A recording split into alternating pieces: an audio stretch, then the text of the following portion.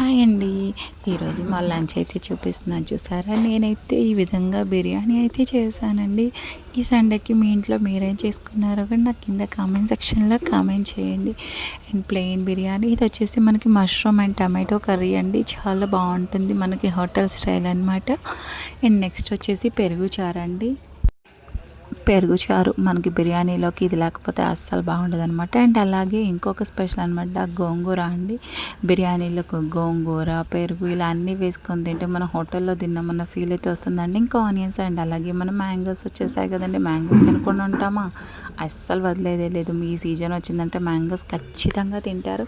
నాకైతే చాలా చాలా ఇష్టం. మీకు కూడా ఇష్టమైతే నాకు కామెంట్ సెక్షన్లో కామెంట్ చేయండి. మ్యాంగోస్ అయితే తినేసామండి. ఇక్కడితో కంప్లీట్ అవ్వలేదన్నమాట ఇంకా.